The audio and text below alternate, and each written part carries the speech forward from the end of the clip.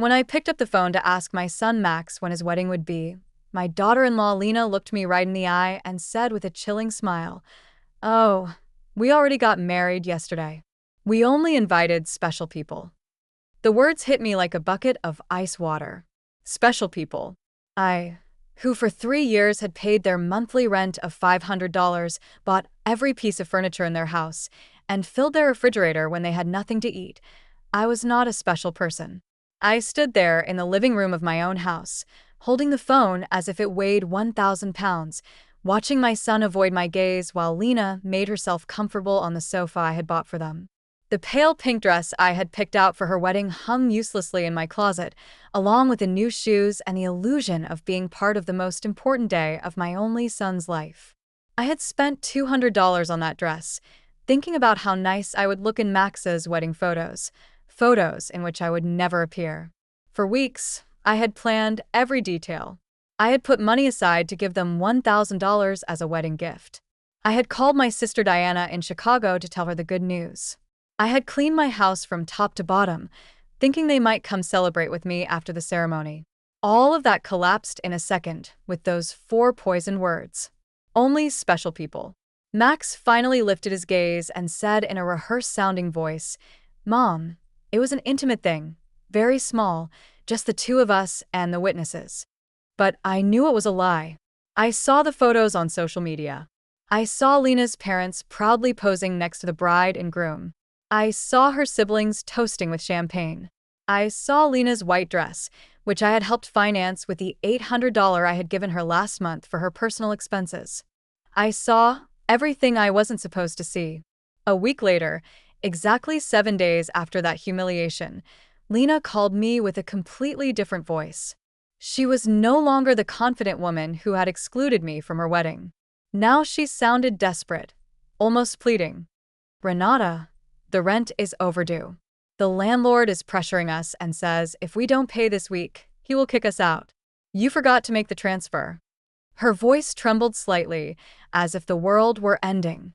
I was silent for a few seconds, remembering all the times I had run to the bank to make that transfer. All the times I had canceled my own plans to make sure they had a roof over their heads. All the times I had eaten beans and rice so I could give them money for their desires. And now, after they had excluded me from the most important moment of their lives, they had the audacity to call me as if nothing had happened. "Lena," I said with a calm that surprised even me, "didn't I warn you that I only help special people?" The silence on the other end of the line was so deep that I could hear my own heart beating. For the first time in years, it was not I who was trembling, but her. "Renee, I don't understand," she stammered. "We were always special to you. You're like a second mom to me." Lies. All lies.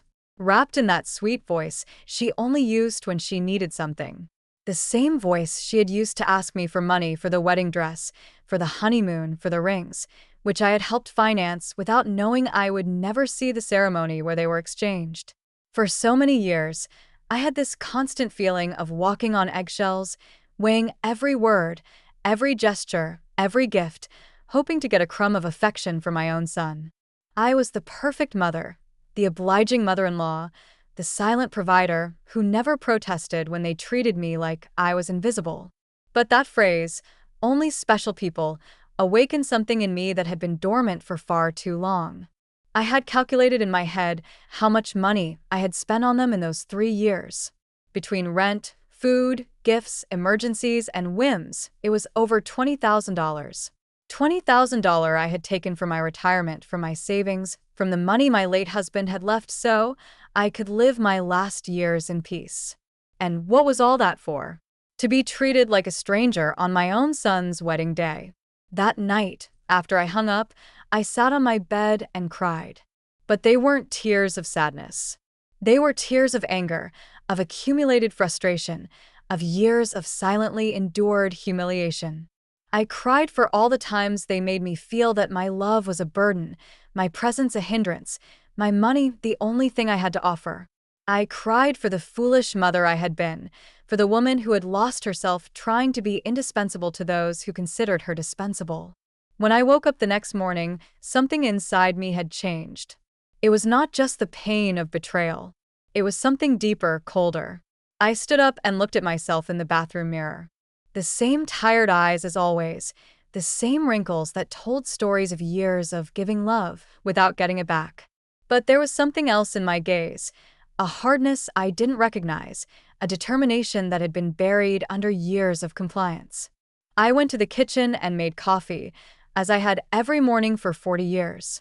But this time, I didn't think about calling Max to ask how he had slept. I didn't check my phone in anticipation of a message from him apologizing for the previous day's humiliation. For the first time in a long time, I was my own first concern of the day. I sat at the table where I had so often planned surprises for them, counted bills for their expenses, and cried silently when they treated me with indifference. Now, this table would be a witness to something completely different. I took out my checkbook, my bank statements, and started to do the math. I wanted to see in exact numbers the extent of my own foolishness. Monthly rent of $500 multiplied by 36 months was $18,000. Food and supplies, approximately $200 a month, was another $7,200. Birthday gifts, Christmas gifts, anniversary gifts, at least $3,000. Lena's medical emergencies, $800. The car loan they never paid me back, $2,500. The air conditioner repair in their apartment, $600. The living room furniture, $1,200. $33,400. That was the exact sum of my generosity. $33,400 I had wasted from my husband's inheritance, from my pension, from the savings I had put aside penny by penny for decades of honest work. All that money thrown out the window to keep two adults comfortable who couldn't even pretend to respect me. The phone rang, and I saw Max's name on the screen. Normally, my heart would have pounded as I ran to answer, hoping he would finally apologize and explain that everything had been a misunderstanding. But this time, I let it ring once, twice, 3 times. Finally, it fell silent, and I continued drinking my coffee as if nothing had happened. 10 minutes later, it rang again. This time, it was Lena. I let it ring, too. Then, a text came from Max. "Mom, please answer. We need to talk." I deleted the message without replying. At 2 o'clock in the afternoon, I decided to go for a walk. I hadn't done that in months without a specific purpose, without an errand related to them. It was always the bank for transfers, the supermarket to buy them something they needed, the pharmacy for Lena's medications. Today, I went for a walk, just because I wanted to. I walked past the park where I had often taken Max as a child. I remembered that sweet boy who hugged me tight and said I was the best mom in the world. When had he become this man who treated me like an ATM with feelings? When did I start confusing love with money? When did I start to believe I had to buy my own son's affection? At the bank, where I had so often made automatic transfers, I stopped in front of the door. The branch manager, Mr. Clean, saw me through the glass and waved. I had known him for years. He had processed every one of my transfers to Max and Lena. He had watched my account drain month after month to fill theirs. I went inside and walked directly to his office. "Mr. Klein," I told him, "I need to cancel the automatic transfers I have programmed." He looked at me surprised. For 3 years, these transfers had been as regular as the sunrise. "Are you sure, Mrs. Richter? Did something happen?" His concern was genuine, more genuine than any interest Max had shown in me in recent months. "What happened is that I finally opened my eyes," I replied. "I want to cancel everything, and I also want information on how to protect my accounts. I don't want anyone else to have access to my money." While Mr. Klein processed the cancellations, my phone didn't stop ringing. Max, Lena, Max again. It was as if they had developed radar to detect when their source of income was in danger. I turned the phone off completely. "Mrs. Richter," Mr. Klein said as he handed me the papers, "I apologize for intruding, but in all these years, I have seen you be very generous with your family. I hope you are not being pressured to make these changes." His words touched me deeply. This man, who barely knew me beyond bank transactions, showed more genuine concern for my well-being than my own son.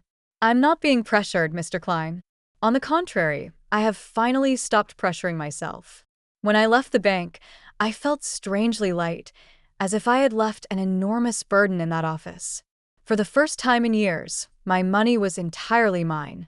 I had no financial obligations to people who saw me as a resource instead of a person.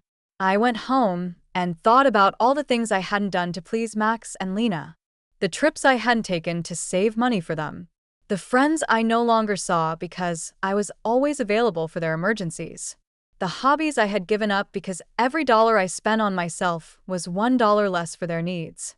When I got home, I found 3 cars parked in front of my door, Max's, Lena's, and one I didn't recognize. I could see movement inside my house through the windows. My blood ran cold. They had keys.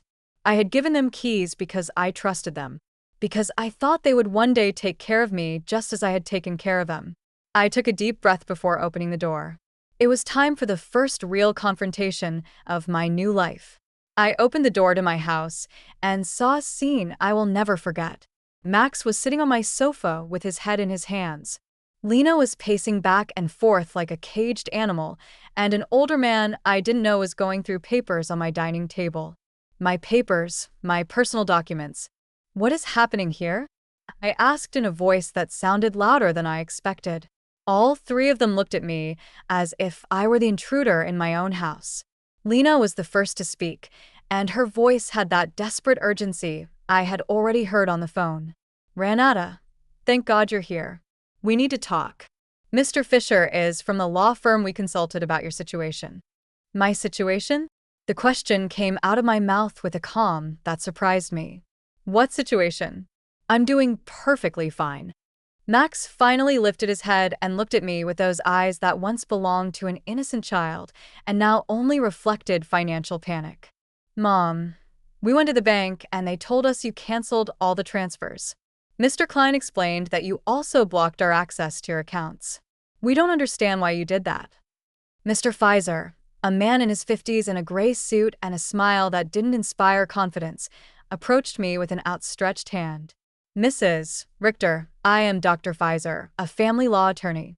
Your children are concerned about your mental well-being and have asked me to assess the situation. I didn't shake his hand. Instead, I went directly to my dining table and collected all my documents that he had been reviewing without my permission. These are my private papers. You have no right to look at them without my consent. Mom, Max interjected with that condescending voice he had perfected in recent years. We're worried about you. Your behavior has been very strange lately. First, you financially cut us off without an explanation. Then, you don't answer our calls. We think you might need professional help. Lena approached and tried to take my hand with that fake tenderness she reserved for moments when she needed something. Renee, honey, we know you're under a lot of stress. Maybe the loneliness is affecting you more than you think. At your age, episodes of confusion are normal. The word confusion echoed in my head like an alarm bell. Now I understood why they had brought the lawyer. It wasn't about helping me. It was about declaring me mentally incompetent and taking control of my finances. The same woman who had told me they only invited special people to their wedding was now treating me like a senile old lady. I am not confused, I said with a firmness that silenced everyone. I am clearer than I have been in years, and you are going to leave my house right now. Mr. Fisher interjected with that professional voice lawyers use when they want to sound reasonable. Mrs. Richter, I understand you feel overwhelmed, but your children have a right to intervene if they believe your ability to make financial decisions is impaired. They have documented several concerning behaviors. Concerning behaviors. The laugh that came from my throat was hoarse, almost cruel. Like what? Deciding that my money belongs to me? Deciding to no longer finance the lives of 2 adults who treat me like trash. Lena jumped up as if I had slapped her. We never treated you badly. You are part of our family. Everything you have will belong to us one day anyway. We are just speeding up the process. There was the naked, unvarnished truth. Everything I had would one day belong to them. In their minds, I was already dead, and they were just collecting their inheritance in advance. It didn't matter if I had 70 years or 70 days left. To them, I was just an ATM with legs that had become problematic. Out, I said, pointing to the door. All 3 of you get out of my house. Max stood up with that angry, childlike face he made when he didn't get his way. Mom, we can't just leave. We have obligations. The rent, the car payments, the credit card you co-signed for. You can't just cut us off from one day to the next. I can't. My voice rose for the first time in the entire conversation. Who says I can't? For years, I have paid rent that wasn't even in my name. I filled a refrigerator in a house where I was not welcome. I financed a life that clearly had no place for me. Mr. Fisher took a folder from his briefcase and placed it on my table. Mrs. Richter, we have prepared some documents that could facilitate this transition. A power of attorney that would allow Max and Lena to manage your finances more efficiently. This would just be temporary until you feel better.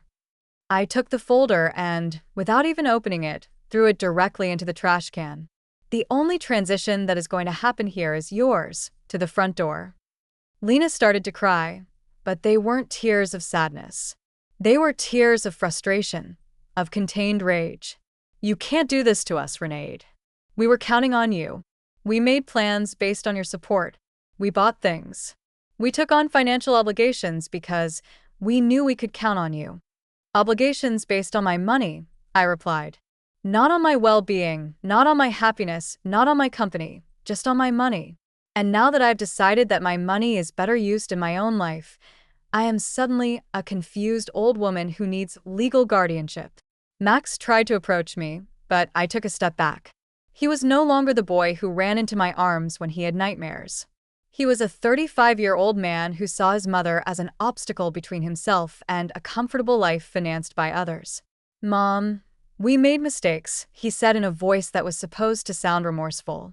The wedding was a misunderstanding. Lena was nervous. I was under pressure. We can fix this if you just become reasonable again. Reasonable? The word tasted bitter in my mouth. Being reasonable means continuing to pay for your life while you treat me like a stranger. It means pretending it doesn't hurt to have been excluded from the most important day of my only son's life. Mr. Fisher packed his papers with the efficiency of someone who is used to having proposals rejected. Mrs. Richter, this is not over. Your family has legal options. If you are indeed making irrational decisions due to mental health problems, a judge can determine that you need guardianship. His words were like a blow. I realized this was not just a manipulative family visit. It was a real legal threat. They wanted to declare me incompetent to manage my own affairs. Mr. Fisher, I said, looking him directly in the eyes, I suggest you do your research thoroughly before you threaten a 71-year-old woman who has managed her finances flawlessly for 40 years, who raised her son alone after the death of her husband, who ran a household and worked honorably until retirement, and who, until last week, financially supported two completely capable adults. Lena stopped crying and looked at me with a coldness that finally showed her true face. This won't stay like this, Renati. We have rights and lawyers, too. Perfect, I replied. Hire all the lawyers you want. With your own money, of course, because mine is no longer available to finance your legal tantrums. The three of them walked to the door with the wounded dignity of people who are not used to being told no. Before he went out, Max turned to me one last time. Mom, this is going to end very badly for you. You're going to end up alone, with no one to take care of you when you really need it. Max, I said with deep sadness, but also with crystalline clarity, I am already alone. The difference is that now it's by my own choice, not by your neglect. As I closed the door behind them, I stood in my living room, surrounded by the most beautiful silence I had heard in years. It was the silence of freedom. That night, I couldn't sleep, but not out of sadness or regret, but out of adrenaline from having reclaimed control of my own life. I lay awake in bed, planning my next steps like a general preparing for a battle. If Max and Lena wanted to fight, I would give them a war. But it would be a war I would fight with intelligence, not with emotion. At 6 o'clock in the morning, I was already dressed and ready to go. My first stop was the office of attorney Mr. Weber, a man I had met years ago when I was handling my husband's will. Unlike Mr. Pfizer, whom Max and Lena had brought, Mr. Weber had an impeccable reputation and specialized in protecting the rights of the elderly. Mrs. Artyoar, he told me as I explained the situation, What your children tried to do yesterday is more common than you think. It's called elder financial abuse, and it's a federal crime. The fact that they entered your house without permission and reviewed your private documents also constitutes a violation. His words both calmed and worried me. They calmed me because they confirmed I wasn't crazy, that what had happened was truly abusive. They worried me because I realized the situation was more serious than I had thought. We have to document everything, Mr. Weber continued. Every transfer, every gift, every time they pressured you for money. We will also change your will to protect your assets from future manipulation attempts. We spent 3 hours reviewing my financial records. Mr. Weber whistled when he saw the total sum. $33,400 in 3 years. Mrs. Richter, with this money, you could have lived comfortably, traveled, and enjoyed your retirement. Instead, you completely financed the lives of 2 adults who didn't even respect you enough to invite you to their wedding. When I left Mr. Weber's office, I had a complete plan. First, I would change all the locks on my house. Second, I would install a security system with cameras to protect myself from future surprise visits. Third, I would open a new bank account at a different bank where they had no contact. And fourth, I would start living the life I had postponed for years. My next stop was the hardware store. The owner, Mr. Summer, had known me for years because I was always buying things to fix Max and Lena's apartment. This time was different. Mrs. Artyoar, what brings you here today? Another emergency with your son? He asked with the familiarity of a person who had silently witnessed my wasted generosity. No, Mr. Summer. This time it's for my own house. I need to change all the locks, and I want them to be of the best quality. He looked at me surprised, but asked no questions. While I was choosing the locks, his son Ethan, who installed security systems, came by. It was Providence in action. Ethan, I told him, I also need to install surveillance cameras, the complete system. The price is not an issue. While they were preparing everything for the installation the next day, I received a call from an unknown number. It was Lena calling from someone else's phone because I had blocked her number after the previous day's confrontation. Renata, it's Lena. Please don't hang up. We need to talk like civilized adults.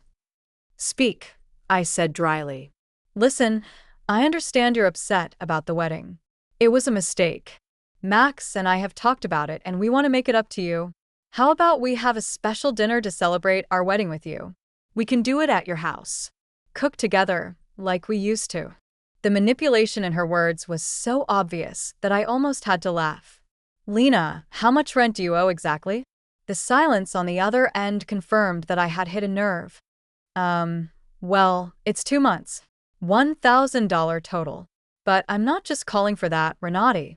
We really miss you in our lives. Do you miss me or my money? I asked directly. Both, she replied with a surprising honesty. Renat, I won't lie to you. Yes, we need your financial help, but we love you too. You're important to us. If I'm so important, I said, why wasn't I important enough to be at your wedding? Why am I not important enough to get a call that doesn't ask for money? When was the last time you called me just to ask how I was doing? Another silence. We both knew the answer. Never. Lena, I'm only going to explain this to you once. For 3 years, you have treated me like an ATM with feelings. You used me. You ignored me. You humiliated me. And finally, you insulted me in the worst possible way. Now that the money is running out, you suddenly discover you love me. Renote, please. I cut her off. There is no please. You made your choice when you decided I wasn't special enough to be at your wedding. Now I'm making mine. I hung up and turned the phone off completely. I didn't want any more interruptions on my day of liberation. That afternoon, I went to the beauty salon I hadn't been to in over a year. I always cancel my appointments because Max or Lena needed something urgent, or because the money I had set aside for myself became an emergency for them. Mrs. Richter, my favorite hairstylist, Cynthia, called out. What a surprise. I thought you had forgotten us. I didn't forget you, Cynthia. I just forgot that I also deserve to be pampered. I treated myself to the full treatment. Cut, color, manicure, pedicure. For the first time in years, I spent money on myself without feeling guilty. While Cynthia worked on my hair, she told me about her life, her children, her dreams. It was refreshing to have a conversation that didn't revolve around Max and Lena's needs. "You look beautiful, Mrs. Richter," she said when she was done. "But more than that, you look free. Did something good happen?" "Yes, Cynthia. I finally learned to say no. When I got home that afternoon, there was a car in front of my door that I didn't recognize. My heart raced for a moment, thinking Max and Lena might have come back with reinforcements, but as I got closer, I saw an older woman sitting on the steps of my porch. "Mrs. Richter?" she asked as I got out of the car. "Yes, that's me. Can I help you?" "I'm Eleanor Brooks. I live next door. We've been neighbors for years, but we've never had a chance to talk. Yesterday, I heard very loud voices in your house, and I got worried. Is everything okay?" Her sincere concern touched me deeply. Here was a stranger who showed more interest in my well-being than my own son. "Come in, Mrs. Brooks. I'll make you a coffee, and I'll tell you a story you won't believe." While I was making coffee, I told her the whole situation. Eleanor listened without interrupting, nodding occasionally. And when I finished my story, her eyes were filled with tears. "Mrs. Richter," she said, "you did the right thing. I went through something similar with my daughter 5 years ago. I also thought it was my duty to finance her adult life. I also believed they wouldn't love me if I didn't give them money. What happened? I cut off the money when I realized they only called me when they needed something. At first, it was terrible. They threatened me, emotionally blackmailed me, tried to make me feel guilty. But after 6 months, my daughter called to genuinely apologize. Now we have a real relationship based on love, not on money." Her words gave me hope and confirmed that I had made the right decision. "Do you think Max and Lena will understand one day?" "Maybe yes, maybe no," she answered honestly. "But that's no longer your responsibility, Mrs. Richter. Your responsibility now is to live your own life." That night, for the first time in 3 years, I went to bed without worrying about whether Max and Lena had money for rent, for food, for their whims. I went to bed thinking about myself, my plans, my future, and I slept better than I had in years. The next day, Ethan and Mr. Summer came at 8 o'clock in the morning to change the locks and install the security system. While they worked, my phone didn't stop ringing from unknown numbers. Lena was still trying to contact me from different phones, but I had developed a new skill: completely ignoring calls that didn't suit me. "Mrs. Richter," Ethan said as he installed the cameras, "this system will give you absolute peace of mind. You can see from your phone who is coming to your house even when you're not here. And if someone breaks in without permission, an alert is automatically sent to the police." The irony was not lost on me. I was installing a security system to protect myself from my own son, but it didn't hurt as much as it used to. It was simply a practical measure to maintain my newfound peace. While they were working, I decided to do something I hadn't done in years: call my sister Diana in Chicago. We had lost touch because every time we talked, I would tell her about Max and Lena's successes, about how much money I had spent on them, about how proud I was to be able to help them. I now realized that our conversations had become financial reports disguised as family news. "Renata," Diana answered, surprised. "Sister, how are you? We haven't spoken in months." "I'm good, Diana. Better than good. I'm calling you to tell you that I've finally come to my senses." I told her the whole story from the beginning: the secret wedding, the humiliation, the visit with a lawyer, my decision to cut off the funding. Diana listened to me in silence. And when I was done, her answer surprised me. "Renata, sister, it was about time. Every time we spoke, it broke my heart to hear you brag about how much money you gave them, as if love could be measured in dollars. I wanted to tell you something, but I didn't know how." "What did you want to tell me?" "That Max never spoke lovingly about you when I saw him at family gatherings. It was always, 'My mom helped me with this,' or 'My mom bought me that,' but never, 'I miss my mom,' or 'I love my mom.' It was as if you were a service provider, not a person."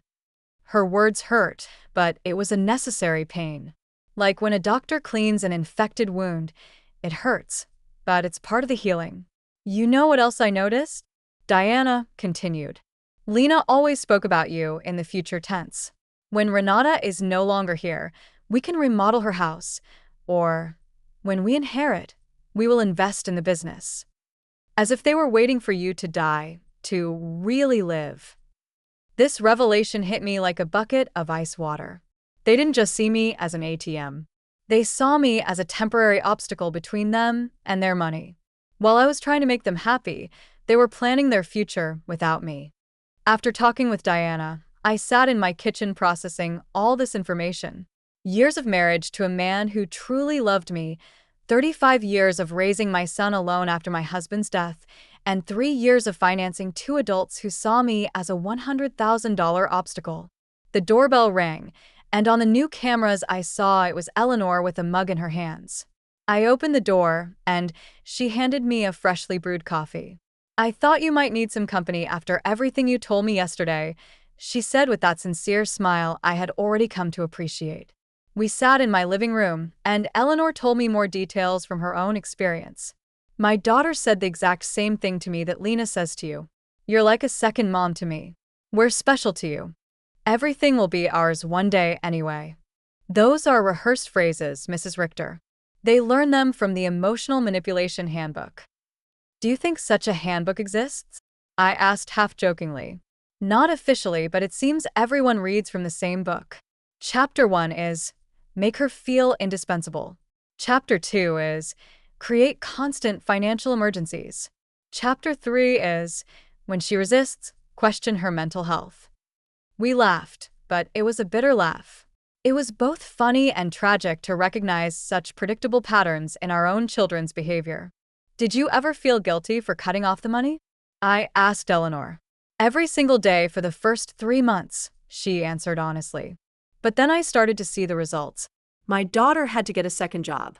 Her husband stopped playing golf every weekend and started looking for extra work. They learned to live within their means. And more importantly, they learned that I was a person, not a resource." That afternoon, I decided to do something I had postponed for years: visit my husband's grave. I always made excuses not to go because Max or Lena needed something urgent, or because the taxi fare was better invested in one of their emergencies. The cemetery was quiet and beautiful. Robert's grave looked a bit neglected because I hadn't been there to clean it in months. I sat on the grass next to his headstone and talked to him as if he were alive. "Robert, my love, I think I lost myself for a while. After you left, I put all my energy into Max. I wanted to be the best mother in the world, thinking somehow he would grow up without a father. But I think, in the process, I forgot to be myself." The wind blew gently, and for a moment, I felt like he was listening to me. Our son has become someone I don't recognize. Or maybe he was always like this, and I didn't want to see it. His wife is, well, you know how she is. The money you left for me to live peacefully, I spent it taking care of them. But not anymore, my love. I have learned. I cleaned his grave, replaced the withered flowers with new ones, and stayed there for another hour, simply enjoying the peace. For the first time in years, I was not in a hurry to get home to solve a crisis for Max and Lena. When I got home, there were 3 cars parked in front of my door again. My heart raced, but this time I was prepared. The camera showed me that it was Max, Lena, and 2 other people I didn't recognize. Everyone seemed agitated, talking to each other, and pointing at my house. I didn't get out of the car. Instead, I called Mr. Weber, my lawyer. "Mr. Weber, they're at my house again. This time, they've brought more people. What should I do?" "Don't get out of the car, Mrs. Richter. I'll be there right away, and I'll call the police." After our conversation yesterday, I requested a temporary restraining order. They are not allowed to be on your property. Minutes later, Mr. Weber and 2 police patrol cars arrived. I watched the officers talk to Max and Lena. I saw my son gesticulate angrily. I saw Lena crying again, but this time her tears did not move me. One of the officers approached my car. "Ma'am, you can get out safely. Your visitors are going to leave immediately." As I got out of the car, Max shouted at me from the street. "Mom, this is ridiculous. We're your family. You can't call the police on your own son." "Max," I replied with a calm that surprised even me, "family doesn't threaten lawsuits for mental incompetence. Family doesn't break into people's homes without permission. Family doesn't treat their mothers like ATMs. Lena screamed from across the street. You're going to pay us everything you owe us. We have bills you co-signed for. You can't just abandon us like this. Mr. Weber interjected. Mrs. Brooks, any future communication must be through my office, and I suggest you consult with an attorney before making collection threats, because my client has full documentation of all the payments she voluntarily made for 3 years. I watched them drive away in their cars, defeated but not giving up. I knew this wasn't over, but for the first time in this situation, I felt confident. I had professional help. I had emotional support from Eleanor. And more importantly, I had mental clarity about what was right and what was wrong. That night, Eleanor invited me to her house for dinner. I met her daughter, who was visiting, and I was able to see with my own eyes what a healthy family relationship looked like. They spoke respectfully to each other, asked sincerely about each other's lives, and laughed together. The daughter didn't ask for money once the entire evening. I wanted that with Max, too. I confessed to Eleanor after her daughter had left. And maybe you'll get it one day, she replied. But first, he is to learn that you are a person who deserves respect, not just a source of income. For the first time in weeks, I went to bed feeling hopeful about the future. The next few days were strangely peaceful. The surveillance cameras showed me that Max and Lena were driving past my house several times a day, sometimes slowly, sometimes they parked for a few minutes, but without getting out. It was as if they were studying my routine, looking for the perfect moment for their next move. Mr. Weber had advised me to document every one of these visits, so I kept a detailed log with the date and time. Their persistence will work in our favor, he had said. Every time they show up after we've told them not to approach, it strengthens our case for a permanent restraining order. On Friday morning, I was calmly having breakfast when the doorbell rang. The cameras showed me a very well-dressed young woman with a folder in her hands and a professional smile. I didn't recognize her, but something about her posture told me it was not a social visit. Good morning, Mrs. Renati Richter, she said as I opened the door. I am a social investigator from the Office of Senior Services. We have received a report that you may be in an at-risk situation, and we need to conduct a wellness check. My blood ran cold. Max and Lena had escalated the situation. It was no longer just threats from private lawyers. Now they had involved the government. Can I see your ID? I asked, trying to stay calm. Of course. She showed me an official ID that looked genuine. I am social worker Mrs. Schmidt. Can I come in and talk to you? I let her in, knowing that a refusal would have been worse for my case. Mrs. Schmidt sat down in my living room and took a form out of her folder. Mrs. Richter, we have received reports that you have shown significant changes in your financial behavior, that you have cut off communication with your family, and that you have shown signs of paranoia by installing unnecessary security systems. We were also told that you have refused medical and legal help from your loved ones. Every word had been carefully chosen to make me sound like a mentally disturbed old woman. I recognized Lena's handwriting in the wording. She had always been skilled at manipulating words to get what she wanted. Miss Schmidt, I said with all the dignity I could muster, I would like to call my lawyer before answering any questions. Ma'am, this is not a legal interrogation. It's a wellness check. If you have nothing to hide, it should not be a problem to speak with me. The phrase, if you have nothing to hide, infuriated me. It was the same logic abusers used to justify their invasions. If you're innocent, you shouldn't complain about your privacy being violated. Miss, I'm calling my lawyer. You can wait here or come back another day, but I will not answer any questions without legal representation present. I called Mr. Weber, and he was there within 20 minutes. When he came in and saw the social worker, his expression hardened. Miss Schmidt, he said after checking her ID, I hope you have a court order to be here, because my client is under my legal representation, and any unauthorized investigation constitutes harassment. Sir, Mrs. Schmidt replied with less confidence than before, we have reports from concerned family members about the lady's well-being. It's our duty to investigate. What family? Mr. Weber asked dryly. The same family that tried to get her to sign a power of attorney without representation. The The same family that broke into her house without permission and checked her private documents. The same family that excluded her from important events while living off her money. Mr. Weber took a folder from his briefcase and placed it on the table. Here I have complete documentation of my client's financial and emotional abuse. $33,400 that were withdrawn from her accounts in 3 years. Systematic social exclusion and emotional blackmail.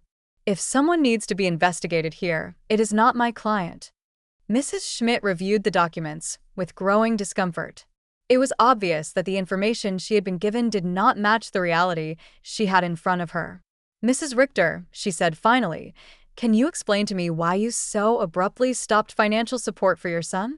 Because I finally discovered they were using me, I replied simply. Because I realized that to them I wasn't a mother, but a bank account. Because I was tired of financing the lives of people who saw me as an obstacle. But don't you feel it's your responsibility to help your family? The question outraged me.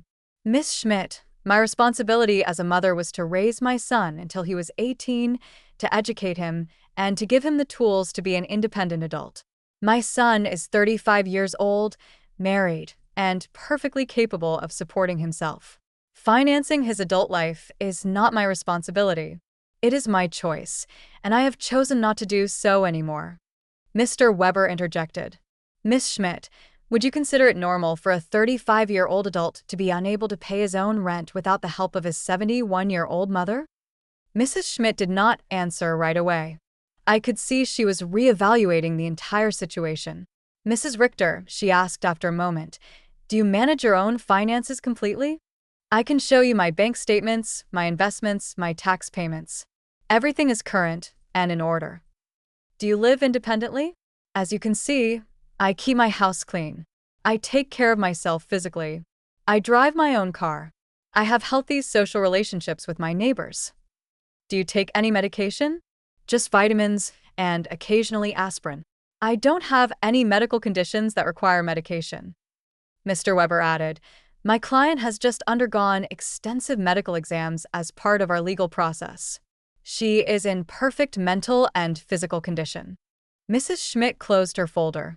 Mrs. Richter, based on this conversation and the documentation I have reviewed, I see no indication that you are at risk or in need of intervention. I will close this case. After she left, Mr. Weber and I remained silent for a few minutes. Renat, he said finally, this is going to continue to escalate. Max and Lena are spending money. They don't have to hire professionals to try to have you declared incompetent. Does that mean they are desperate? It means that exactly. What else can they do? They can file a lawsuit for incompetence. It's expensive and hard to win. But if they find a sympathetic judge and a psychiatrist willing to testify in their favor, they could get a guardian assigned. The thought terrified me. They could take control of my money. They could try, but we have solid evidence that you are completely competent and that they are motivated by greed and not by genuine concern. That afternoon, I called Diana to vent. Sister, she said after hearing my story, do you notice how far they are willing to go for money? They are risking family relationships, spending money on lawyers and doctors, destroying their own reputation, all to get access to your bank account again. Her words made me think. Max and Lena had completely revealed their true nature. There was no going back. There was no possibility of a genuine reconciliation. To them, I had never been a mother or a respected mother-in-law. I had always just been money on legs. This revelation, although painful, was also liberating.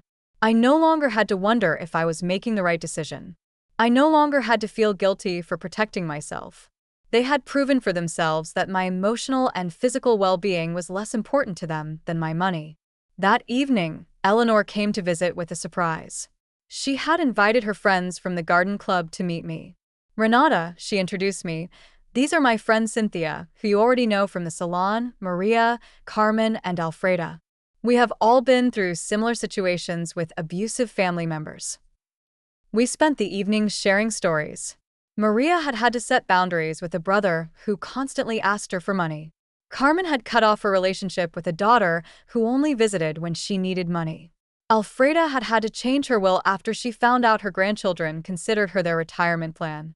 What hurts me the most, I confessed, is not losing the money I gave them, but realizing that I never had the love I thought I had. Renee, Alfreda said with the wisdom of her 80 years, true love cannot be bought or sold. If you had to pay for it, it was never real. Her words were balm for my wounded soul. She was right. I had bought attention, not love. I had financed an illusion. You know what I've discovered? I said to my new friends. That loneliness surrounded by people who don't love you is worse than being lonely on your own. At least now, when I am alone, I am in good company. Everyone laughed, and we toasted to our newfound wisdom. That night, after my new friends had left, I sat in my garden thinking. The stars shone brighter than ever, or perhaps I was seeing them with clearer eyes. For the first time in my adult life, I was completely alone financially. I had no dependents, no financial obligations to anyone but myself. And instead of scaring me, this reality excited me. I could travel when I wanted. I could remodel my house. I could buy myself nice clothes. I could donate to charities that were important to me. I could invest in my own future instead of financing the present of ungrateful people. Freedom tasted like hope. And for the first time in years, I wanted to plan my future. A month after the psychiatrist's visit, I thought I had finally won the war. I had settled into a beautiful routine. I calmly had breakfast and read the newspaper. I tended to my garden, had lunch with Eleanor or one of my new friends. And in the afternoons, I devoted myself to activities I had given up for years. I had started painting again, something I was passionate about before I became Max and Lena's personal financier. But on a Thursday morning, while I was painting flowers on my new easel, Mr. Weber came to my house with a grim expression that made my blood run cold. Renedy, we need to talk. Max and Lena have filed a formal lawsuit for mental incompetence in family court. They are requesting to have a legal guardian assigned to you. The words fell on me like stones. I knew it was a possibility, but hearing it out loud made it terrifyingly real. Does that mean they can take control of my money? If a judge determines that you are unable to manage your affairs, yes. He could place Max as your legal guardian, which would give him full control over your finances. I sat down heavily on my sofa, feeling the weight of the deepest betrayal I had experienced in my life. My own son was trying to legally declare me incompetent to steal my money. Mr. Weber, what evidence could they have? You yourself have seen that I am completely competent. They have statements from 3 witnesses who claim you have behaved erratically. They also submitted unpaid doctor's bills that you supposedly didn't pay and medications that you supposedly hoarded without taking them. But that's a lie. I don't have any outstanding doctor's bills or hoarded medications. I know, Renee, but they have fabricated convincing evidence. They also have the statement from Dr. Lehman, who states that you refused to cooperate with a psychiatric evaluation, which they interpret as proof of mental decline. The manipulation was diabolical. They had turned my refusal to undergo an unnecessary exam into proof of a mental illness. They had used my instinct to protect myself from them as proof that I needed protection. Who are the 3 witnesses? Mr. Weber looked through his documents. Lena, of course, a neighbor named Mr. Davis, and someone who claims to be your pharmacist, Mr. Green. Mr. Davis was the neighbor across the street, an unpleasant man who had always had problems with me because my friend sometimes parked in front of his house. Mr. Green was indeed my pharmacist, but I didn't understand what he could have against me. I need to talk to Mr. Green, I told Mr. Weber. Something's not right. We went to the pharmacy together that afternoon. Mr. Green received me surprised and nervous. Mrs. Richter, it's good to see you. How are you, Mr. Green? I was told you signed a statement saying I show erratic behavior with my medications. His face turned red as a tomato. Mrs. Richter, your daughter-in-law came in a few weeks ago and asked about your medications. She said she was worried because you were acting strangely. And what did you tell her? I explained to her that you only buy vitamins and occasional aspirin, that you don't have any regular medical prescriptions, but she insisted that this was proof that you weren't taking adequate care of your health. Mr. Weber interjected. Mr. Green, did you sign a paper? She brought a document that said I was confirming that Mrs. Richter had irregular medication purchases. I thought it was for her health insurance or something. I didn't know it was for a lawsuit.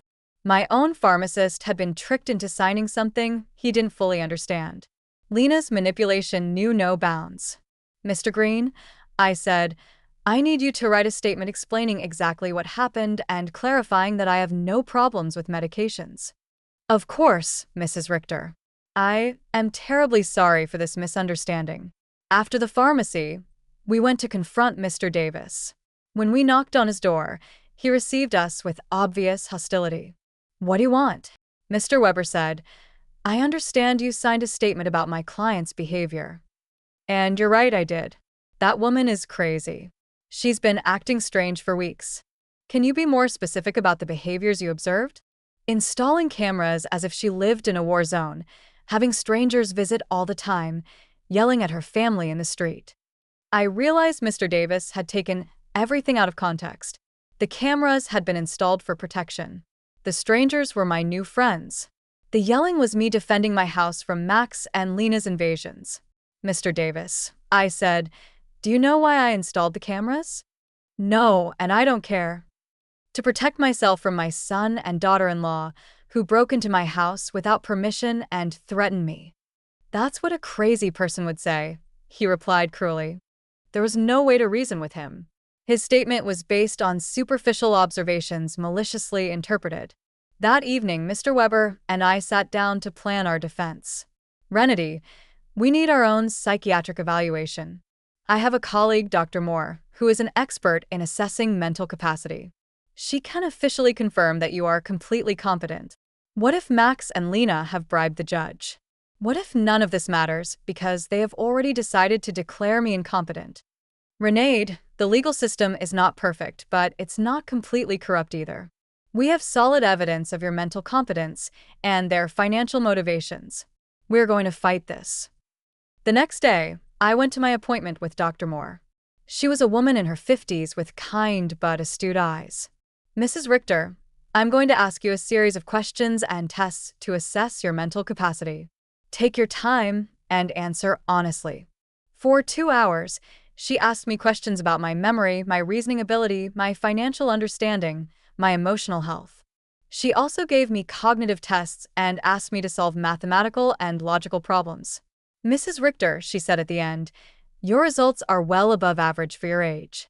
You are not only mentally competent, but your cognitive function is excellent." "Doctor, why do you think my family is doing this?" "Based on what you've told me and the documents I've reviewed, this seems to be a classic case of elder financial exploitation. Unfortunately, it's more common than people think." I left the consultation feeling validated, but also sad. The professional confirmation of my mental health was a relief, but it also confirmed that the lawsuit was real and necessary. That afternoon, Eleanor organized an emergency meeting with all our friends from the garden club. When I told them about the incompetence lawsuit, everyone was outraged. "Renata," Maria said, "we will testify in your favor. We have been with you for weeks, and anyone can see that you are doing great." "Better than great," Cynthia added. "You are clearer and stronger than many 40-year-old women I know." Alfreda, with her 80-year-old wisdom, took my hands. "Renata, my dear, what your children are doing is nothing new. For generations, greedy children have tried to declare their parents insane to get their money. But you have something many of these victims didn't have: documentation, legal support, and friends who can testify for you." Her words gave me hope. I was not alone in this fight. I had an army of strong women who had witnessed my transformation firsthand. "You know what the saddest thing about all this is?" I said. "That Max and Lena are willing to destroy any future possibility of reconciliation for money.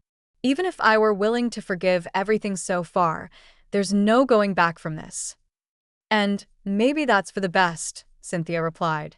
"At least now you know exactly who they are, and you can act accordingly." That night, for the first time since this nightmare began, I really cried. Not out of sadness, but out of grief.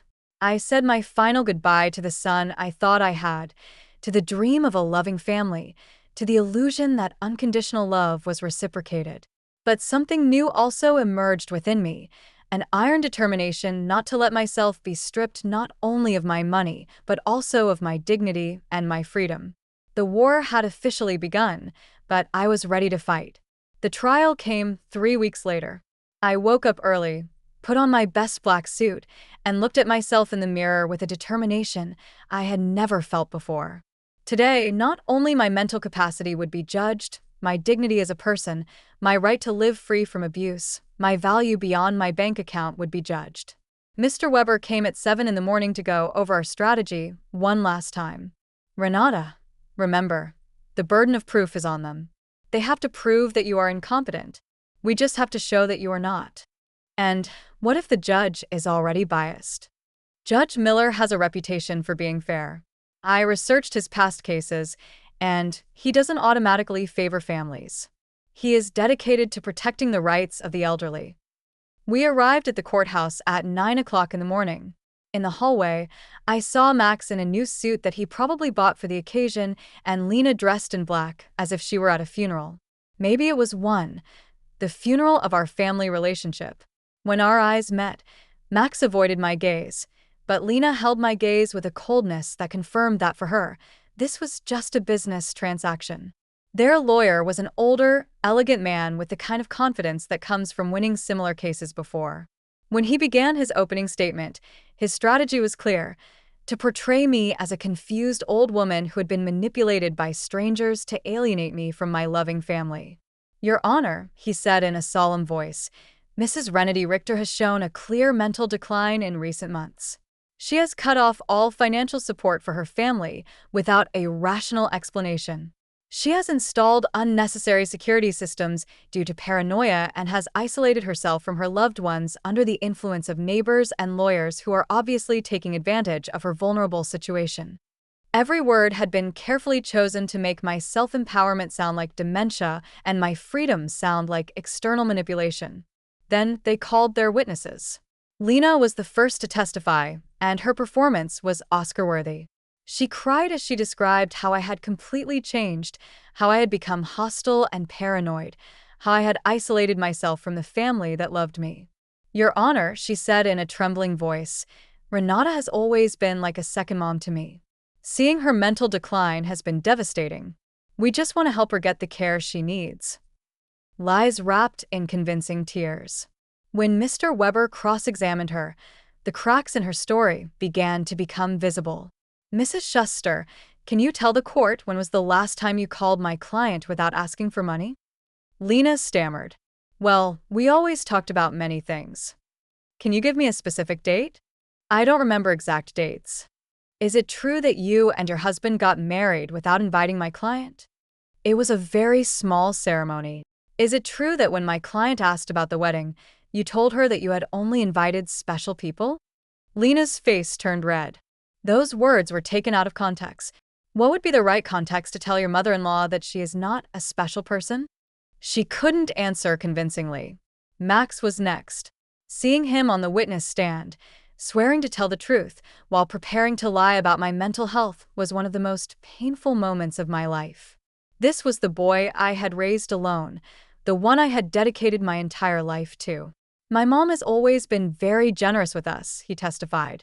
"But lately, she has become erratic and irrational. We believe she is being manipulated by people who are taking advantage of her."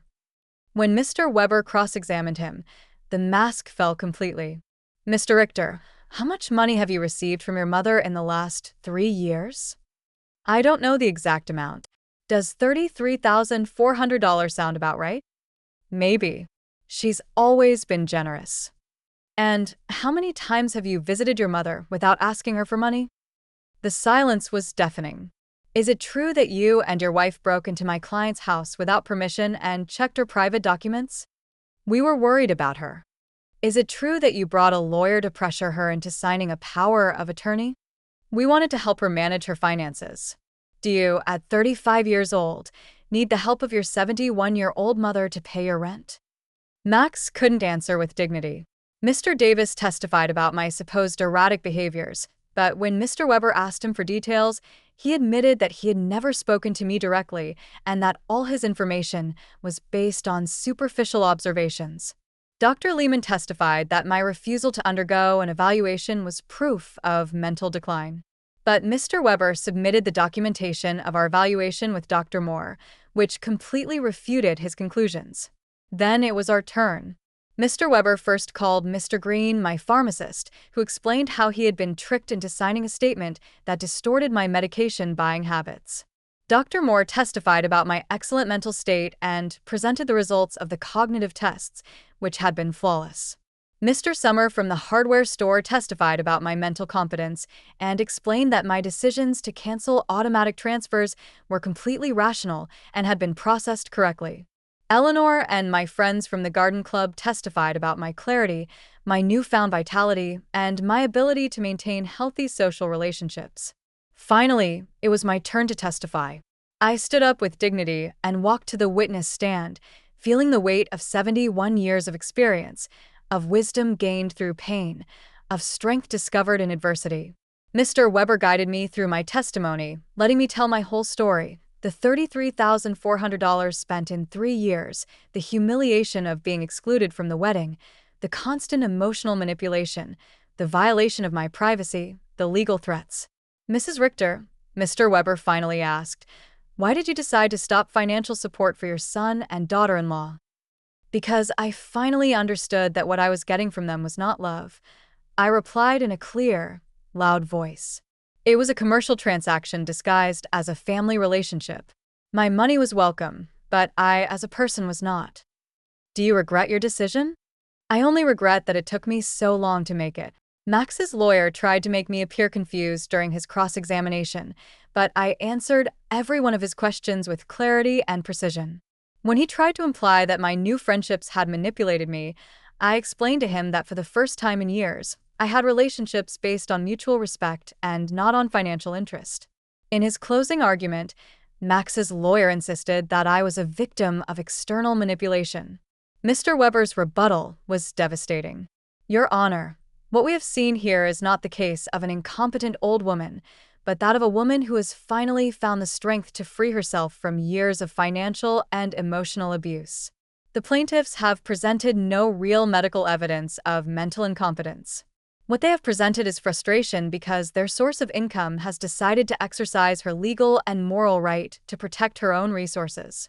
Judge Miller retired to deliberate for 2 hours that felt like 2 years. When he came back, his expression was serious but clear. After reviewing all the evidence presented, he began, "It is obvious to this court that Mrs. Renee Richter is in full possession of her mental faculties. Professional psychiatric evaluations confirm her cognitive competence. Her financial decisions, as painful as they may be for her family, are completely rational and within her rights." My heart began to beat faster. Furthermore, the judge continued, "The evidence suggests that this lawsuit is motivated by financial interest rather than by genuine concern for Mrs. Richter's well-being. The court completely denies the request for guardianship. I had won. I had not only won the lawsuit, but also my freedom, my dignity, my right to live free from the abuse of those who supposedly loved me." When we left the courthouse, I saw Max and Lena talking angrily with their lawyer. Lena gave me a look of pure hatred before she walked away. Max looked at me one last time, and for a second, I saw something that could have been regret, but it was already too late. That night, Ella Lehner organized a celebration at my house with all our friends. We toasted to justice, to freedom, to the sisterhood of strong women who support each other. "Renata," Alfreda told me, "today, you didn't just win a trial. You won back your life." She was right. For the first time in years, the future was completely mine. I could travel. I could love. I could create. I could live without fear, without guilt, without manipulation. 3 months later, I sold my house and moved to a beautiful apartment near the city center. I donated half of my money to organizations that protect the elderly from family abuse. With the other half, I began to live the life I had always wanted. I traveled through Europe, took art classes, and joined volunteer groups. I never heard from Max and Lena again. I heard from others that they had to move to a smaller apartment and that Lena had found a job for the first time in years. Perhaps the adversity would teach them what my generosity never could: the value of honest work and independence. Some nights, when I look at the stars from my new balcony, I think about the woman I was a year ago, fearful, manipulated, believing I had to buy love. That woman is dead. And in her place, someone has been born who has understood a fundamental truth: true love never has a price, and freedom is never too expensive. My name is Renity. I am 72 years old, and I have finally learned that the most important person I have to love and protect is myself. If you like my story, you can support me by making a donation so I can write more stories. Thank you in advance. And you, what would you do in this person's place? I would love to hear your opinion, so please share it with me in the comments. I'm always curious about what you all think, and also write me where you heard this story. For more life stories like this, like the video and subscribe to my channel. There are many other stories waiting for you. With heartfelt greetings. Until next time.